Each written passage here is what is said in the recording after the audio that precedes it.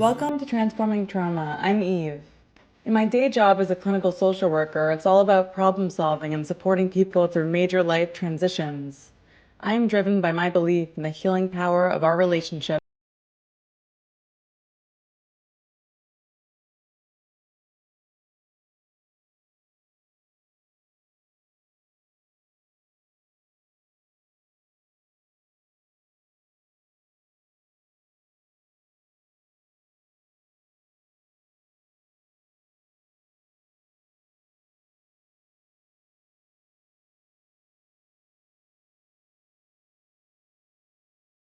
Them and hope you'll hear yourself in these conversations and realize you're not as alone in the struggle.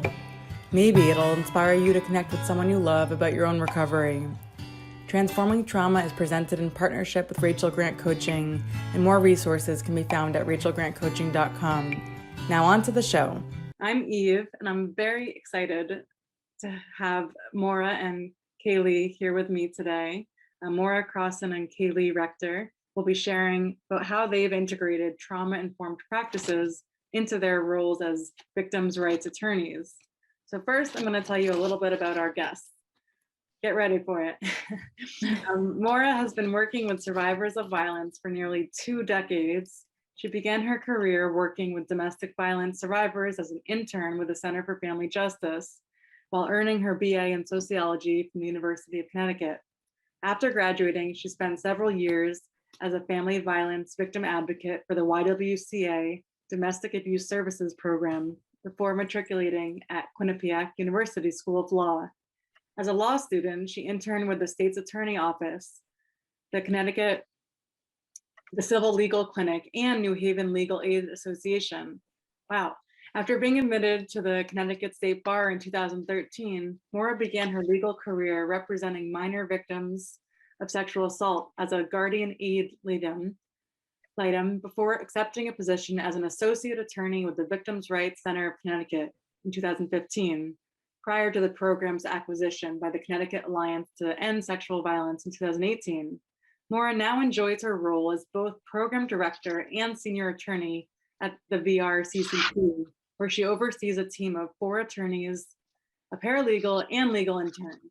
In her spare time, Maura enjoys spending time with her family and exploring new restaurants with her husband, with whom she just celebrated her 1-year anniversary. Happy anniversary. Thank you. Kaylee has been practicing law for 6.5 years and has spent her career advocating for vulnerable populations, including abuse and neglected children, domestic violence survivors, immigrants, and victims of serious crimes. Kaylee is the assistant program director and associate attorney of the VRCCT, where her practice focuses primarily on humanitarian forms of immigration relief for non-citizens fleeing sexual violence and other crimes within the US, as well as persecution and torture in their home countries. Utilizing tenets of trauma-informed care, Kaylee takes a client-centered approach to direct representation, seeking to empower survivors in their pursuit of justice and recovery. In her current role, she's also a member of the executive committee of the Connecticut chapter of American Immigration Lawyers Association and the Connecticut Bar Association Committee on Human Trafficking, serves on the advisory board for Quinnipiac's University Legal Studies program, and is a regular guest lecturer at Quinnipiac University School of Law. Kaylee is admitted to practice law in New York and Connecticut. And outside of work, Kaylee enjoys distance running and will be running her 3rd Boston Marathon on October 11th. That is soon. Yes, it is. Goodness. So let's just dive right in. Maura, tell us about what you do at the center. Who's eligible? Does the perpetrator need to be involved at all? Sure. So we provide holistic trauma-informed legal representation to victims of crime with a priority for victims of sexual assault. Under our funding, 90% of our cases actually have to be sexual assault, and that was important to us to make that a priority based on our partnerships and referrals and caseloads leading up to that point. So I guess who's eligible is you must unfortunately be a victim of crime, and again, but with a focus of victims of sexual assault. We do reserve 10% for domestic violence, child abuse, elder abuse, homicide, and violence against those who identify as LGBTQIA+. So we do have a portion of those types of cases as well. And our holistic legal representation includes representation in criminal cases, both pre and post arrest advocacy, some family law with an emphasis on emergency type protection cases, restraining orders, custody, and also civil protective orders, which are specific for victims of sexual assault and abuse and stalking. Also housing, education, employment, as Haley focuses on immigration. So again, we try and take a trauma-informed and holistic lens when we meet a client to really assess all of the legal needs and then address as many as we can.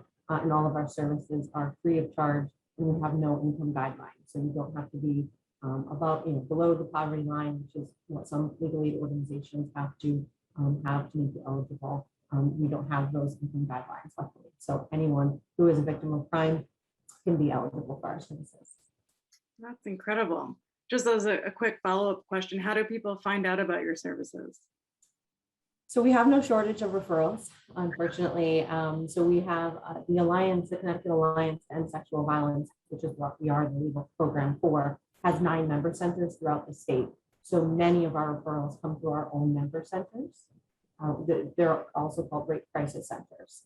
So that's the majority of our referrals, but we've done a really excellent job over the years formalizing a lot of partnerships with different social service agencies. So a lot of our referrals will also come through other partner organizations, universities, with whom we've developed a longstanding relationship and collaboration.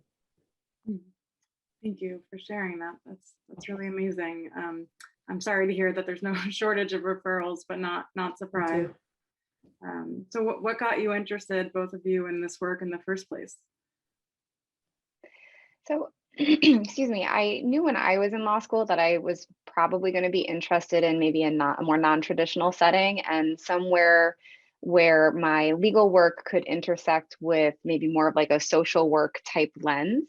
My first job out of law school was working for the Administration for Children's Services in New York City, and I really enjoyed the protective aspect of that work and working with really vulnerable populations, specifically children who were abused and neglected.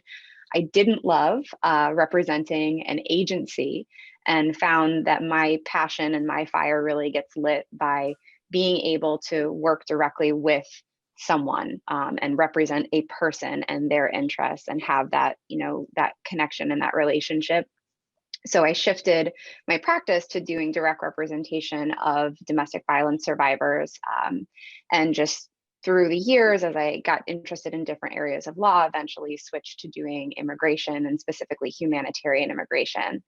So I think that where I've landed with VRCCT has definitely always been in my blood since deciding to become an attorney. And this team in particular has just been a really, really wonderful fit for where my practice has ended up as I've become more educated about trauma and how to be trauma informed as a lawyer, and finding a group of attorneys who are like-minded, and Maura, who's cultivated this just really unique and really fantastic culture within our program of being trauma informed, both with our clients but with our staff as well, was just such a gift. So I think that ultimately the universe got me exactly where I needed to be in terms of my values, what I wanted to do with this work, and also what I need for me to be able to do this work long term. Yeah, I think similarly, the universe has also led me down this path. And so when I graduated from UConn, I was going to take some time off and then go get my MSW. And then I was offered a position as a family violence victim advocate in court. And once I got into court and doing the victim advocacy work, which I was comfortable with, really being in the courtroom as an advocate just really sparked something within me. And I had a client who was almost murdered by her husband, and going through that experience with her as her advocate, but also she was they had been in the process of getting a divorce at that time. And so I was also attending those court dates with her. And I just noticed, it was very obvious to me that the system really wasn't working for the victim, and was really working much more for the offender. And I didn't understand why. So I thought, well, if I don't understand why, I either need to educate myself or I need to get in there and I need to fix it. So I decided to go to law school. So I've always had, victim rights in my background, victim advocacy in my background, and then I just needed to add the legal component. So combining all of that led me to the Victim Rights Center shortly after graduating law school. Wow, thank you both for sharing your journeys. It's inspiring to know, that there are lawyers out there who choose this path, because you have so many different options, and you're definitely not the stereotypical lawyers. So I appreciate learning about your paths that are filled with passion and purpose. Thank you. What does trauma-informed representation look like in working with survivors of sexual assault? Yeah, so I mean, I think that as a starting point, it's just figuring out how to take some of the well-established practices of trauma-informed care that we see in other disciplines and figuring out how that applies and what that looks like within the unique dynamic of an attorney-client relationship. So as a starting point, as with any trauma-informed practice, no matter what type of work you're doing, our approach to being trauma-informed lawyers is centered around putting the client first and putting the client in control. And the metaphor that I always come back to, and I honestly use with my clients when I'm explaining to them how I view our relationship and our partnership, is, you're in the driver's seat. It's like we're in a car, you're driver's seat, I'm shotgun. I'm over here with the GPS. I'll let you know what routes we're taking, what the options are, what the traffic situation is, which is going to be the scenic route, which one might not be so great, where we're going to end up. But at the end of the day, you're the one who's in control of the steering wheel, the brakes, the gas. You're going to decide where we're going to go, where it is that you want to go. We can, take a pause, take a pit stop, take a break. You can, pull over, kick me out of the car anytime you want. All of that is in your control. And I'm just here to give you the information that you need to ultimately get wherever it is that your destination is. So in terms of, how we break that down, I think that there are about 6 sort of areas or principles that we try to focus on when we're interacting with clients. And really at every step of the way, try to assess in each of these, how can I better put my client in that driver's seat? How can I find every opportunity possible to give that control back to my client? So I think transparency is a big one, reliability, proactive support, and working with other support systems, because at the end of the day, we're here to be a lawyer, and we know that trauma survivors have a lot of really complex needs, and they're going to be best able to interact with the legal system and engage in their case when those needs are being met. And a lot of the times those are needs that we can't meet. They're beyond our expertise. So we really value working multidisciplinarily with other folks. So victim advocates, therapists, family members, whoever is going to be a support in our client's life who can help meet those needs outside of the legal case. And then patience is obviously a huge one, both with ourselves, with our client, with the process, with our relationship, safety, and then empowerment. So those are things that we're always thinking about and kind of always have on our brains as we're interacting with clients. And I think that it's particularly important when we are working in a legal context, because any legal system is very likely going to be alienating, scary, intimidating, maybe re-victimizing, re-traumatizing for a trauma survivor. So in addition to working together with our client to work through their trauma so that they can engage with the case, we're also simultaneously working within systems that are often very inherently traumatizing. So there's a lot of components at play. And so it's very important that we're constantly mindful of our interactions and how we can do better every time, because it really is not a destination. It is a constant, you're constantly learning and doing better with this. I'm every single week learning from my colleagues, learning from my clients. We talk regularly amongst ourselves about missteps, sharing how we could have handled an interaction better. And so we can learn from each other. And so I guess that goes to another piece of this, which is how we make sure that our staff are trained in trauma-informed lawyering and what that looks like. And truthfully, a lot of this is credited to Maura. She has come up with a really, really great onboarding process. So everybody in our program, from Maura down to our legal interns, when they join the organization, We have a whole set of training materials and videos on trauma and trauma-informed practices.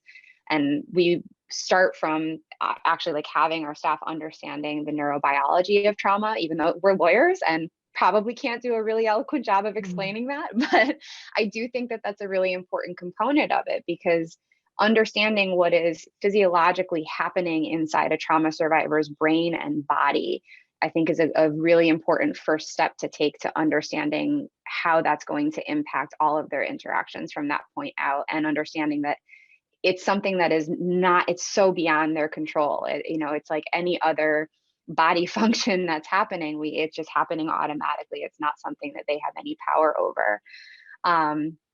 So we have that as part of our onboarding process with all new staff. But like I said, we are constantly working with one another and workshopping cases and sharing experiences, and also seeking out new resources and new ways to educate ourselves to, again, just keep doing better and keep being better for our clients. Wow, that's incredible. I love that it's like a systematic approach. I know that there are so many, so many organizations I'm sure who would benefit from that training. I'm immediately like, is that something that people can buy and like support your work?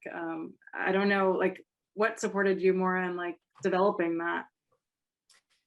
Truthfully, YouTube. So when I joined the Victim Rights Center, my supervisor at the time directed me to Dr. Rebecca Campbell and Dr. Jim Hoffer. And so we started with those videos. And interestingly, for me in my journey, I came from working with domestic violence survivors and really thought I understood trauma.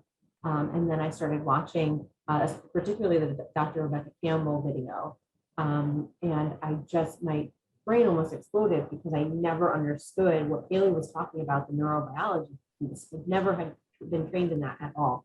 And I also thought that if you understand trauma of a victim, you understand all trauma. And what I very quickly learned, this is like day one of my job, is that trauma that sexual violence survivors face looks very different than other crimes. And it's very nuanced. And so I really had to dig into that and get as educated as I could for my clients and to stay in this job. So I knew I needed to put something together that was pretty robust so that anyone coming on to my team also understood as early as possible that no matter what your background was, it wasn't specifically working with sexual violence, this job is going to be very different than anything you've done before, and you need to understand everything about it. And so we just put together a pretty robust playlist really on YouTube, because we didn't have resources really for anything else at the time. And we still use it because it's incredibly effective. And all of my team has given such great feedback from their onboarding process. And we have our interns watch as well. So, we've just continually added to it. But we can certainly share it if you'd like. Oh my gosh, my like wheels are spinning. I'm on a committee to support some medical providers in Boston and trainees to like learn about trauma-informed care, and there's so little time for that, and it's not really included in medical training. And I never thought about the usefulness of YouTube. Like, it sounds so basic. I've never thought about putting modules up on there. Yeah, look, when you're a small nonprofit with limited funding, you got to be a little scrappy and resourceful, and we certainly are in that way. Haley has also put together a very comprehensive trauma-informed legal representation training that she does. She's done it at Quinnipiac. We've done it for National Crime Victims' Rights Week. We've been asked to do it many times. We can co-present, or Haley often presents solo.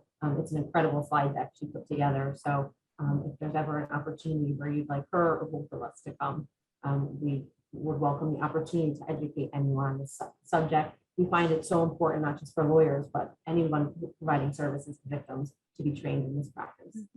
Wow, thanks. And I would be remiss to not mention as part of this, that in addition to being trauma informed when we're talking about clients, like I said, Moore really puts a huge emphasis on being trauma informed with ourselves and with our staff. And I think that that's such an important part of the conversation that can oftentimes get glossed over or not talked about at all. So we are very, very candid with each other about the risks of vicarious trauma, the signs and the symptoms of that, and really prioritizing self-care and boundaries. And like I said, Moore's done a great job with cultivating one of the healthiest environments I've ever had the pleasure of working in, which with the legal profession is saying something. But we really do try to prioritize and model for our staff truly taking time off and actually being off and having those boundaries. So, at 5 o'clock or whatever hour that you're done working, you're 7 hours for the day, you are truly off. You're not answering emails, you're not responding to things, you're not pressured to do that either implicitly or explicitly. And like I said, we have regular case conferences, which we certainly talk strategy about cases and, kind of the substantive legal aspects, but we also make space for venting and sharing frustrations and heartbreak and all of the myriad emotions that come up with working with these cases. And that's a really important piece of it too, because it's, like the airplane face masks on an airplane concept. If we're not putting those masks on ourselves first, we're not going to be able to be there to provide that trauma-informed representation to the survivors that need our help. I'm so glad you shared that piece. That is super inspiring and so rare. I for so many years have just desired to see mentors who actually take care of themselves, and it has felt like I've had to surrender to the fact that you can't expect that from organizations. Like, you have to just figure it out yourself. But we're capable of so much more when our work environments are supportive and see us as human beings and see the risks of the work. It's so rare. So I'm really appreciating that. Are there any additional other challenges that you're experiencing in this work, or generally, especially with the pandemic? I don't know. Yeah, I mean, we routinely operate within systems that are rooted in oppression. So, I mean, that just is an overall overarching challenge, I think, daily. When we're working with I'd say some of the most vulnerable populations. And so you have people that have been victimized and then re-victimized over and over again. I've had many clients say to me that the process of going through whatever system, criminal justice, civil legal, whatever system they went through after being victimized, that process was worse to them, more injurious and traumatizing to them than the actual crime itself. And that is horrific. And I've not just been told that once. This was not a one-off thing. I think anyone on my team can tell you that that's been said to them by multiple clients. And that's a problem and a real challenge. I think that's probably the one that, so that's sort of systems based. But of course, the pandemic has brought a lot of challenges to clients who just lack resources and abilities. And what we're also seeing on the other side of the pandemic is what we predicted, but we could not have possibly predicted this level, is the increase in referrals that it's brought through our door. We received triple the amount of referrals in June and July than we've ever received before in our existence. And we became so overwhelmed with new case referrals that for the months of August and September, we actually closed intake for the first time since we have been in existence since 2013. So that is an incredible statistic. That's what we're seeing. And we really believe that it's because of the pandemic and what the other side of the pandemic is. And we know a lot of our colleagues who are in different service organizations and crisis centers are so overwhelmed right now with clients that it's going to lead probably to some burnout, of course, if you're in an organization that's not necessarily supportive. We can only handle so much as humans. So I think with the pandemic, that's our current challenge that we're facing, is how to manage the massive increase in referrals. We have 5 lawyers total and 1 case manager who splits their time as case manager and paralegal. And then, we have our legal interns, thank God, every semester that, change, but that's all we have on our team. So it's a lot for us to handle. We want to help everyone. We hate saying no to cases. It's just not in our nature, but that's a line we've had to draw for the first time, and that is scary for in our field of direct service. We want to help everyone, but it's a real challenge. Absolutely. So I actually had an experience going through a legal process, and I was fortunate to have support from an empathic lawyer on your team who introduced me to the two of you, and I couldn't remember what parts of my experience were like triggering to me or bothered me or surprising. And she so kindly shared a little short list that I don't know if she had taken note of, which I so appreciated even months after we'd worked together. And I wondered if you had any comments or like anecdotes that like others have shared this, or if there's any advocacy that can be done. I'm just going to read some of the things I mentioned. Like the one-size-fits-all design was difficult for me, that others suffered ongoing trauma, which doesn't necessarily fit into the boxes for like victims compensation fund. That was the process I was going through, applying for. Difficulty filling out the therapist form, like the use of the gender binary. The form requires a provider to detail that emotional trauma is physical. I think I was troubled by that. Like, I don't know, it just felt so invalidating that you need to like make a case for that. And if there's like any doubt about that, it just doesn't feel trauma informed. What you have to detail what percentage of your therapy treatment is related to the crime, which like, what does that even mean? Like, how do you come up with a percentage? Yeah, they're requiring me to list the date or the year of a crime that like does not correspond with someone who's experiencing any kind of ongoing trauma. So yeah, are there any pieces of that you might be able to speak to at all? Yeah, I think, I don't know, sometimes you're right, it's so incredibly specific, and that's not what everyone experiences. And so it's not trauma informed, in that it's not looking at an individual's experience and then tailoring the service to them, which is what we try and do.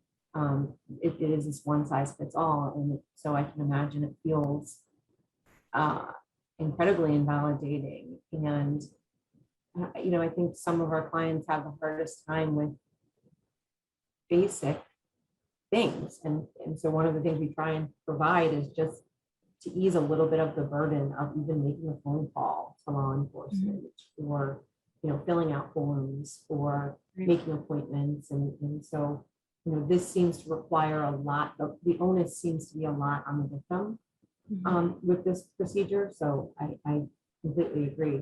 And I appreciate you sharing this too, because as you know, been working in this field for a long time. I've looked at that application 100 times. I've helped clients with it. I've looked at it 100 times. It never dawned on me that how it might feel to someone. So I'm really grateful that you shared this experience. And I may discuss with you another time, bringing it to the attention of the people in charge of making these forms, because I was not aware. So thank you for sharing your experience. Thank you. Haley, would you want to add anything to that? I agree with what Maura said, which is, we get so used to a lot of these forms that, maybe the first time we looked at it, we realized where it was lacking, but we are just so kind of numbed to working within systems and requirements and procedures that never feel very good, that it can sometimes just become normalized, which isn't great. And so it is really, really helpful to have feedback, even if it isn't something that we can necessarily do something about. So I'm particularly thinking about some of the immigration forms that I have to go through with my clients, which are equally restrictive, and particularly when it comes to addressing issues of trauma. And with that, I don't know that there is ever going to be much that I can do about that. But at the very least, that is somewhere where I can validate a client's experience when we're going through that form, and acknowledge where there might be points of discomfort or feeling, forced into an answer that they're not really comfortable with. I'm thinking particularly of some of the immigration forms and the number of dates that they require. But that is another area where, although we may not be able to change some of those processes and forms and things like that, there may be things that we can try to do to make that a little bit better. So for instance, on immigration forms, when it comes to dates, the form wants you to put it in a month day, year format. And very often, you know, my clients are not able to remember even a month. Maybe they're able to remember a year. And so instead of restricting them and forcing them to come up with some arbitrary date, which very likely is not even accurate, you know, I will always give them the option, you know, if you know the date, great. And if not, we can kind of write outside the margin here and write it the way that you want and write it the way that you remember. So I think that there are small moments for us as advocates to try to make that a little bit more of a comfortable experience when working within really restrictive systems and procedures, even if at the end of the day, we may not be able to actually change them. But that said, again, I am very grateful to hear your feedback and also completely understand all of the points that you made with respect to the compensation form. Yeah, thank you. Thank you for sharing that. Maura, earlier you said how different sexual violence crimes are. Like, can you speak to more like what you mean by how different they are compared to other crimes? I think specifically, you know, the neurobiology of trauma piece was something that I really didn't understand. And I think we also deal with non-intimate partner sexual assault the most. That's 80% of our cases. So that I was so used to trauma within a relationship. And it looks very different when you have trauma without that relationship component. You know, I'm not saying better or worse. I'm not, you know, everyone's experience is different, but it is just a different form of trauma, I think, when you remove it from that. And so, you know, I think for me, that was the most kind of jarring learning experience, was just understanding there is different kinds of trauma, not just sexual versus, you know, domestic violence, but you know, just different kinds of trauma. I can also say, you know, taking some homicide cases and dealing with grieving mothers, that is a completely different world of trauma that I had not experienced before. So, you know, it's all part of this journey and the learning experience we've had in this field, and trying to provide holistic representation means you need to understand the different forms, and that it can look very different. We could have the exact same set of facts and the person could have experienced the trauma completely differently. So, you know, rooted in those principles that, you know, Haley talked about, neurobiology piece. And so again, just about being educated on all the different forms, and then knowing it could look totally different depending on the person, and not trying to put anyone into a box that you're supposed to feel like this, you're supposed to say this, you're supposed to respond like this, your face is supposed to look like this. I had a defense attorney say yesterday about a forensic interview with a child sexual abuse victim, that the fact she didn't cry in the forensic interview to him showed that she wasn't being credible. So clearly he's not educated in the fact that not everyone who's experienced a crime, or not every child who's a victim of sexual violence, cries when they talk about it. In fact, you might say it's probably more likely they don't cry because they've turned that part off in their brain in order to be able to talk about the trauma. So that really just happened to me yesterday. So it was in front of my brain, but so just understanding the different types of trauma, but understanding also that trauma is very different depending on the individual person. Mm-hmm.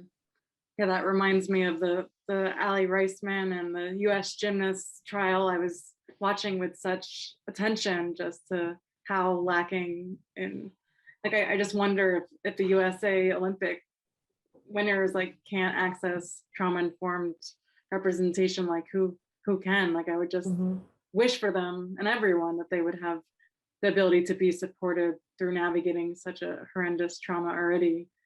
Absolutely. Did either of you get to watch some of the trial proceedings? Absolutely. It was incredibly powerful. That group of survivors is unbelievable. They're so inspiring. And when they just had to testify again and go over it all over again, and it just, my heart breaks, but I'm so proud. And I think that's my favorite part of this job, is as hard as it is, the resiliency in our clients is incredible. And that's what keeps us going. And that's what keeps us doing the work and staying in this field. And that's, I think, what that team represents so much of. That really resonates. So in terms of wrapping up, I'd love to hear like what's bringing you joy these days, in addition to your resilient clients. inspirational advocates. Oh boy. All right. And it can't be about our resilient clients because that would have been my answer.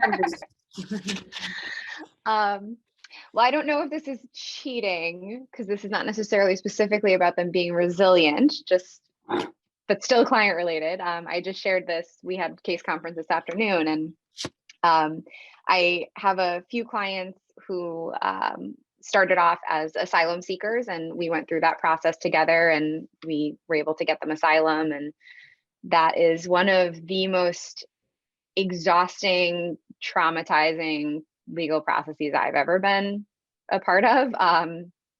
And so as a result, I think that the bond that I have with them is particularly strong. And they are all kind of coming up on the point in their legal process with their immigration status where they will hopefully be getting their green cards, their permanent residence within probably the next 6 months to a year. And we're starting to talk about, planning down the road for when they're eligible to naturalize, to become citizens. A couple of them have started to petition to bring family members over from home country, including children that they haven't seen for, 4 or 5 years. And just to be able to be part of that and to watch them kind of go through each of these steps and just see how wonderfully they're doing and healing. It's just been such an incredible experience that I get to be part of that in some small way. And so I guess I am cheating. I guess this is kind of about their resilience, but it is hard to not mention that when you ask, what brings us joy, because like Maura said, I think that is so much of what brings any of us to this work and keeps bringing us back, right? Because it's tough work. It's hard. It's exhausting. It can be traumatizing and triggering all on its own, but on top of any existing traumas that we bring to our work. And if it weren't for those moments of just seeing that resilience and getting to experience that vicarious resilience, it would be difficult work to stay with. But those are the moments that really make it all worthwhile. So yeah, I totally cheated on that answer, but I'm sticking by it because it's where my heart is. So I'm going to go personal, I think, on this and not do professional since I shared a lot of September was a joyful month for me. It started with my birthday on the 1st, and then my first wedding anniversary on the 5th. And my husband took me to Newport as a surprise, and then threw me a surprise party when we got home. So yeah, and my cousin had a baby this month, and my other cousin got engaged. So we've had a lot of like nice family together time. My family's very close, and that I spend a lot of time on the weekends with them, and I think that really fuels me to keep going during the week, is to get to the weekend when I have some nice family time always planned. And so September's been full of joy. And I think the weather changing too. Kaylee and I are both runners, though we are not really on the same level, I would say. But the summer was really hard to be a runner through. We had some really rough weather, and this weather for me is like perfect running weather, like in the 60s, low 70s, my favorite running weather. I've had some really good runs this week, and so that is also great. I will second that. Lower dew points and less humidity. Lots of joy in that. I was just asking someone if there's research on the benefits of exercising indoors versus outdoors, and obviously the answer is that it benefits you to do it outdoors, but I don't know. I guess not all of us are cut out for New England weather. I didn't really want to hear that. Yeah, I think being in nature, sunshine, fresh oxygen and air is really what I need to, recover from all the time spent indoors, sitting at this computer on Zooms in meetings or in court or in our office or in the car. So for me, outdoor exercise is definitely my thing. Absolutely. Well, I want to throw in one last question. I just realized that if I'm completely transparent, my sense of like sexual violence and law is that survivors rarely get justice. And I know that justice looks different for everyone. So I guess I'm just sitting here thinking, like, do you experience a lot of like victories, or like how like, is it true that like the system is so biased against survivors, like that so many people don't like you said, they don't want to deal with how traumatizing the system can be?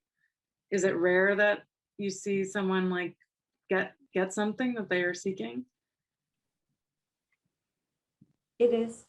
Yeah. I think we were both trying to search around if there was Yeah. a nicer, less depressing way to answer that. But yeah. So you do the work, you do the work knowing, you do that knowing it because you believe that it's worth pursuing anyways, that you believe in the survivors. I think, yes, we go into it knowing the rarity of it, but for the times that you get it, it makes it all worth it. I think we also know and believe in the power of our work.